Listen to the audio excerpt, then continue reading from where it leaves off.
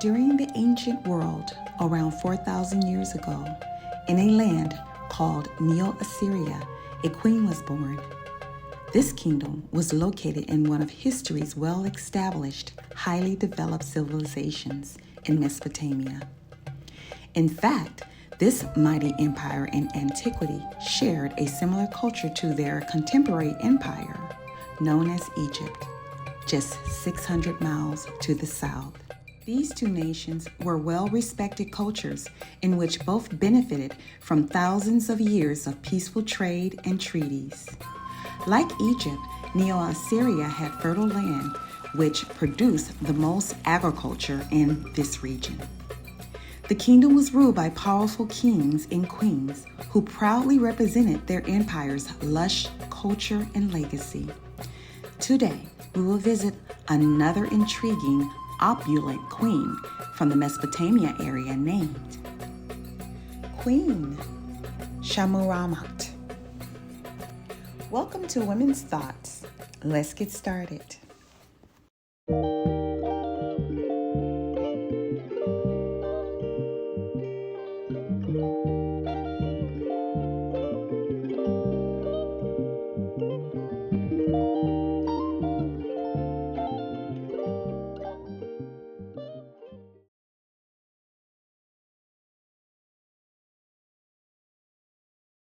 Before we explore Queen Shammuramat's early life, I felt it was important to first set the stage up for learning about the Golden Kingdom she was born into.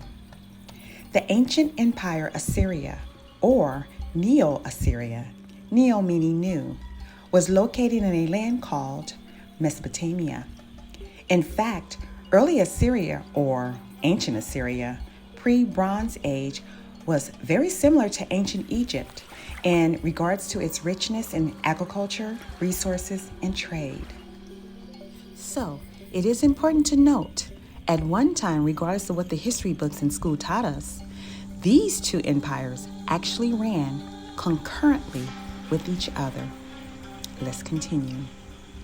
Notably in antiquity, both nations corresponded with each other relative to peaceful treaties, exchanging goods, information, etc. In addition, they provided allegiance and attended occasional banquets within their royal courts.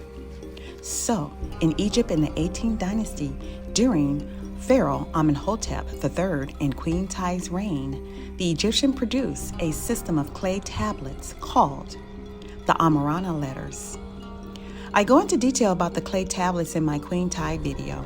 I will leave this information below in the description box. These tablets were like today's emails, in which the royal family would write back and forth to the Mesopotamian kingdom, discussing things like trade, art, entertainment, gifts, religious ceremonies, military advice, and of course, arranged marriages. Let's proceed. As a result of all the respect and reciprocity, both nations frequently married their royal youth off to each other, solidifying both peace and wealth amongst the two kingdoms.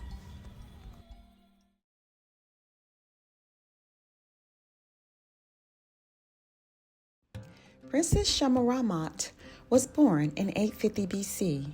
Unfortunately, very little details are known of her early life. Historians argue whether she is from the Anatolian area in West Asia, like ancient Armenia, or Hittites, meaning the Ottoman Empire, adding a sprinkle of ancient Hellenistic, meaning the Greek tribes, or maybe a native to the ancient land of Mesopotamia.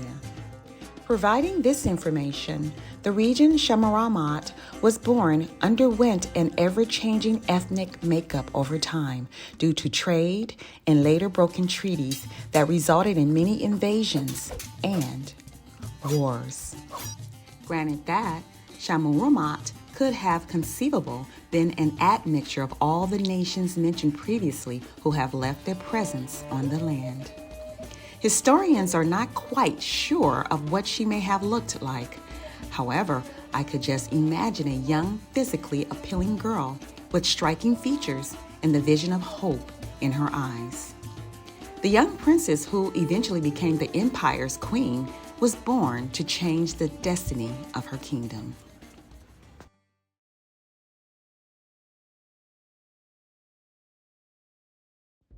The young royal princess, now 26, married King Shamshi-Adad V, Adad meaning God, making her his consort queen.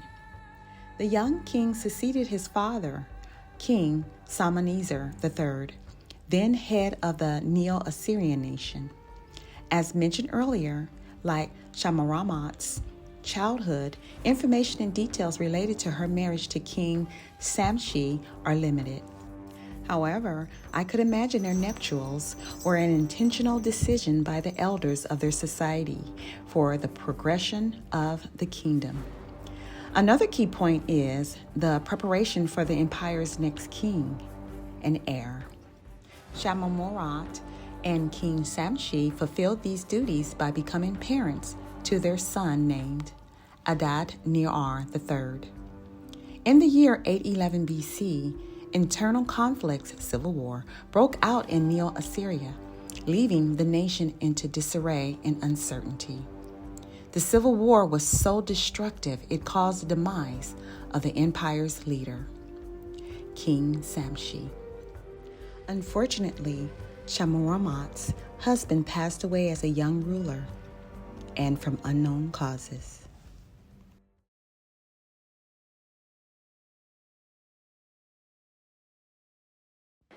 Welcome to the Thought Cafe.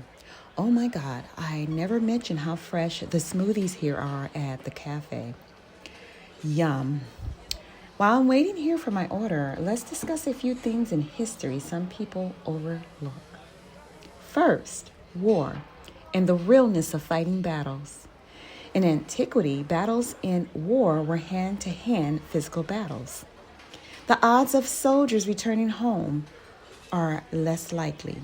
In our far cry from modern day wars, which primarily uses technology and aircrafts for battles.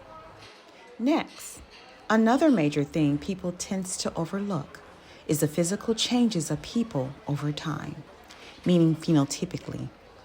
People over thousands of years in many world regions physically transform due to trade, war, and selective breeding. Hence the physical changes in Egypt over time. In fact, Mesopotamia mirrored this same effect as well.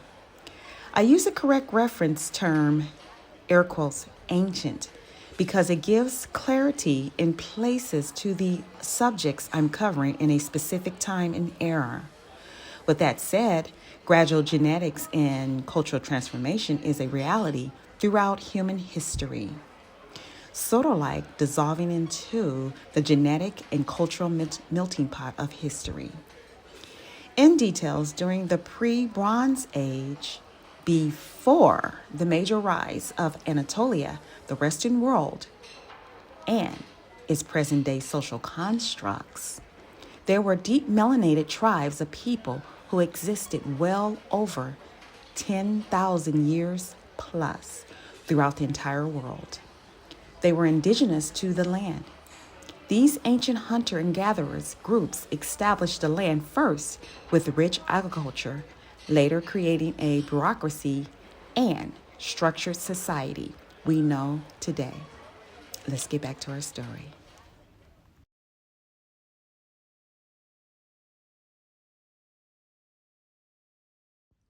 That same year, after the passing of Shammuramat's husband, King Shamshi, her son, Adad Neo-Ar III, was placed on the throne as the new ruler to the empire of Neo-Assyria. Historians are not sure how old the new king was, but he was known to be quite young to rule a powerful nation.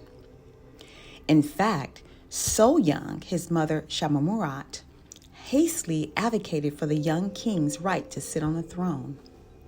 Notably, like most monarch women in history, Shammuramat became regent to the young monarch. So, unlike the Egyptian queen Hatshepsut in my last ancient queen story, Queen Shammuramat had a challenging time commanding power after her husband's passing. It appeared that some male officials in her court wanted nothing to do with her or her son as ruler. Moving on. The most compelling event is the queen joining the Neo-Assyrian military campaigns. Meanwhile, in addition to being her son's mouthpiece and political strategist, both domestic and foreign, she was there by his side protecting his life. Unfortunately, during young Adad's rule, there were rumors of capturing the young king and deleting him in hopes of taking over the throne.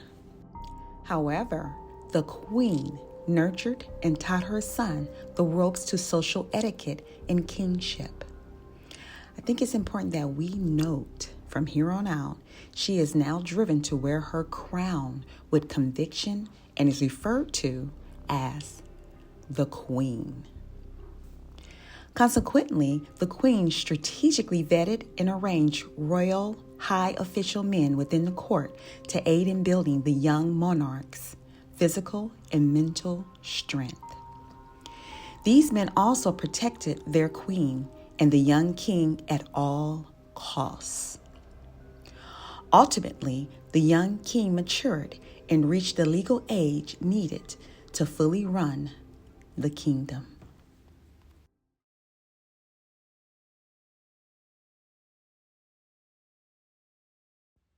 King Adad III, now an adult, continues to sit on the royal throne as ruler of Neo-Assyria.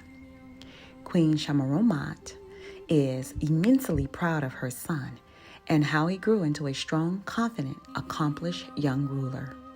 So, during her son's reign, the kingdom never truly recovered from the internal corrosions, which resulted in his father's demise. All the civil upheaval caused future issues with outside enemies as well as internal enemies. Let's proceed. Despite all the struggles of ruling a kingdom under the pressure to maintain sovereignty and peace, the queen continued to accompany the army on military campaigns. This time, she rides into enemy territory on her horse alongside her son. So, there are many documents on her aiding in battle. I'm not sure if she actually fought or provided war tactics and moral support to the army. Let's continue. However, there are real accounts of her being the first ever queen in Neo-Assyrian's history to rule as regnant and later awarded by the king the title Queen Mother.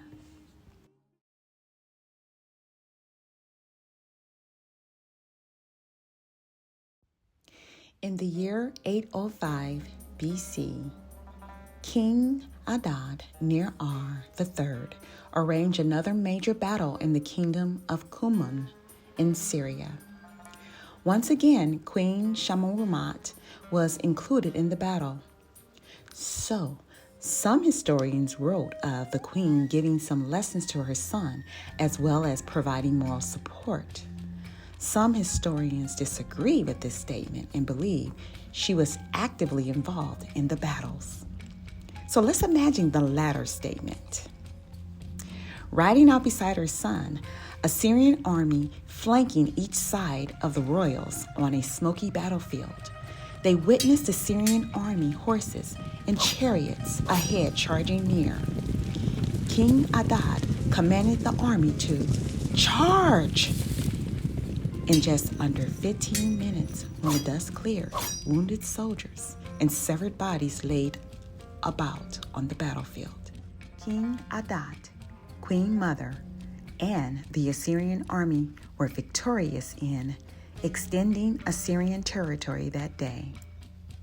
Later, a physical monument was erected, commemorating the victory and honor of the Assyrian army, the king, and the Queen Mother.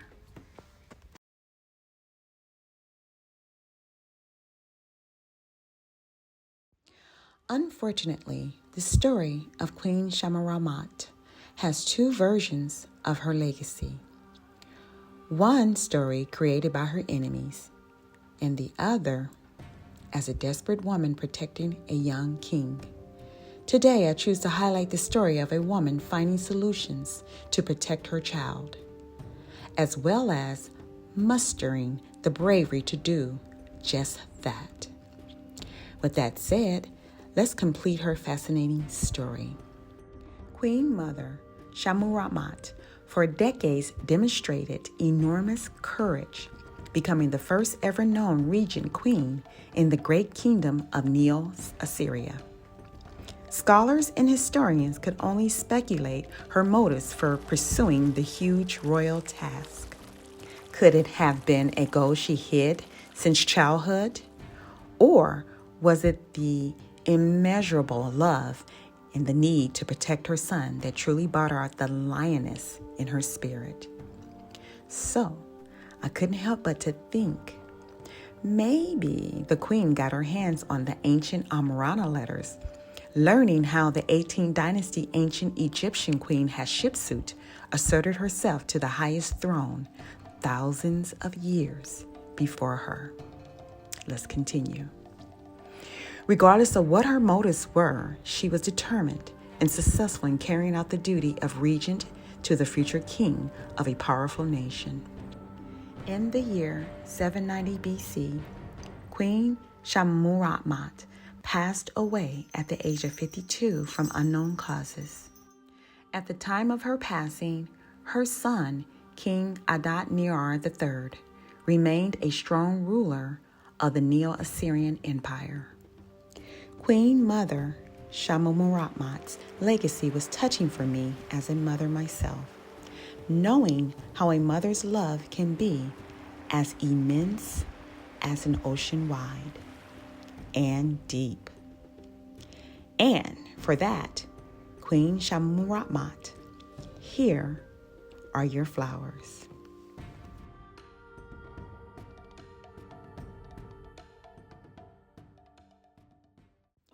Thank you for viewing Queen Shammuramat's story. Trust me, I struggled with the pronunciation of her name throughout the entire video. Thank God for my husband who speaks fluent Armenian. He actually helped me out a lot during the production of this video.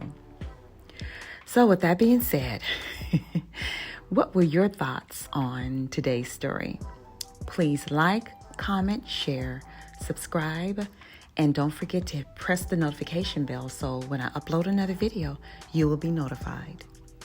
As always, because everyone has a story. Ciao.